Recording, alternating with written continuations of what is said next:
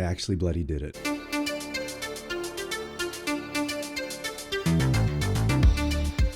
Hey guys, how you going? Welcome back to a brand new video here on the channel, believe it or not, just for something different. And it's a good news day coming out of San Diego Comic-Con 2024 that is in full swing, getting the preview of some very interesting statues, action figures, life-size props. But today I want to talk about the preview of Hot Toys finally getting around to covering Batman and Robin. We have a Batman George Clooney and a Robin Chris O'Donnell figure, 1/6 scale, being previewed at San Diego Comic-Con, and I want to talk about it. I never thought I'd see the day where Batman and Robin will get a release like this.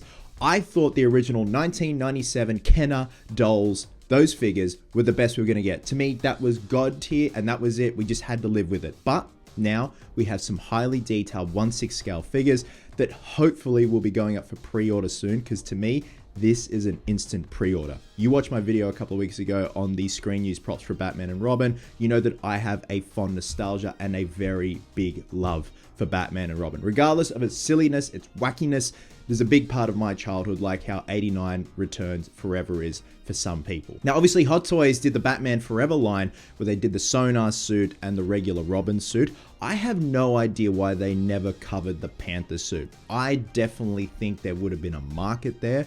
People love that suit, me included. Like, let's get nipples and badasses aside.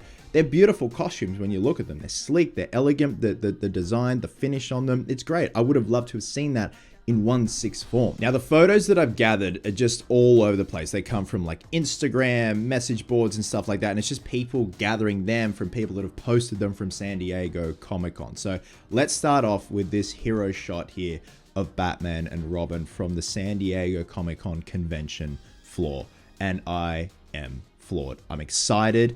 I could tweak my bat nips right now. I'm that excited. And I just can't believe it's finally happening. And right off the bat, pun intended, I love this. I think they look great, but also my first thought is they need a quick spritz of a nice ice blue. So if this is indeed how the color is going to stay, probably could use with a repaint. In terms of the head sculpt, I don't really know just yet. There are a few other photos to go through, but they're a little bit grainy. So in terms of the likeness of Clooney to O'Donnell, like looking from this point of view and from this distance, just with this particular photo, it looks fine to me, both forms. And what I love is that they've seemingly improved the sculpting of the muscles. If you look at the original Batman Forever Hot Toy with Robin, it was a very flat kind of chest and abs and quite underwhelming, and it wasn't pronounced. Whereas this, they've gone back to the drawing board and really honed in the anatomy of those muscles on those suits. And they're not afraid to include the nipples on your Hot Toys. Now, this is a photo collage. You can see some of the accessories. So a lot of batarangs, Robin rangs, whatever you want to call them. You've got Robin's laser that he uses to melt Clooney's iced up hands when he's in the rocket, in Mr. Freeze's rocket. With Clooney's stuff, you've got that grappling hook that he attaches to his wrist when him and Robin are falling from the sky after the rocket explodes and they're chasing after Freeze. So again, they've done their homework. They're honing in on the details of what was used in the film, which is great. In terms of the bases, I don't know if I would have gone like with that particular look. I would have gone with possibly an ice looking base.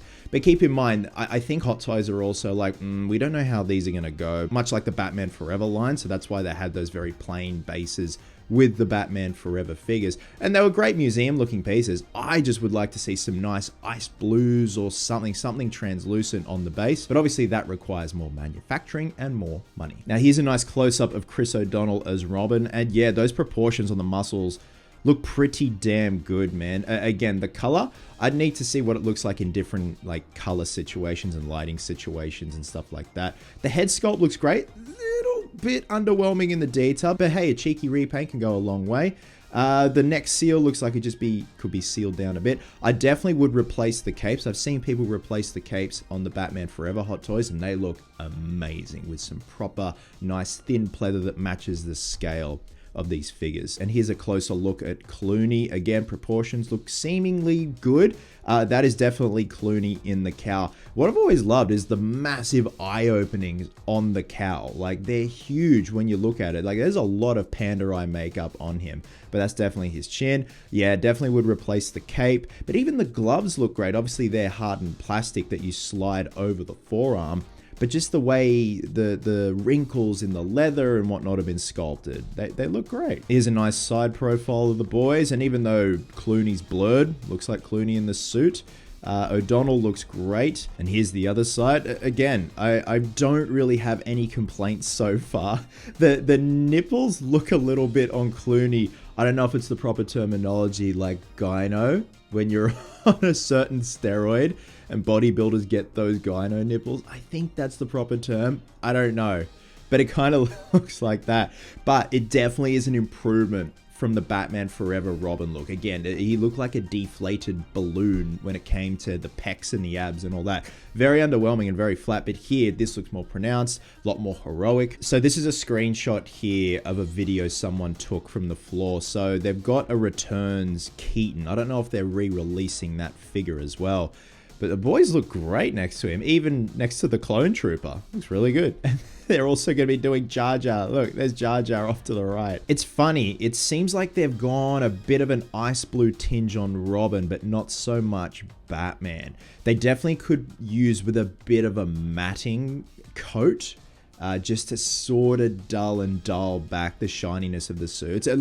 Those suits change so much throughout the film. It's ridiculous. Like, one minute they do indeed look like this, but to me, those ice blues really do kind of make those suits special. And even just dialing it back a bit with the sheen, but there are times where the suits look really glossy in certain shots, much like the Panther suit. And there you go, guys. In terms of when pre-orders are going to be going up, I have no idea. Hopefully get to see some more high-res photos and footage throughout the weekend. The more people walk the floor and see these figures amongst a lot of other figures. NECA are bringing out some really good horror goodies as well from what I've seen, but I just wanted to jump on here and cover this because, again, I never thought I'd see the day when they'd be releasing 1/6 scale Batman and Robin figures. I would also love them to tackle Mr. Freeze, Poison Ivy, and of course Batgirl. In terms of the ice suits that we see at the end of Batman and Robin, I'm not fussed. I love the traditional original suits. I would really love to see Hot Toys tackle Mr. Freeze. If they did that in die-cast with light-up LEDs, holy shit. That would be a lot of money, but so worth it. Love you guts, and I'll catch you in the next one.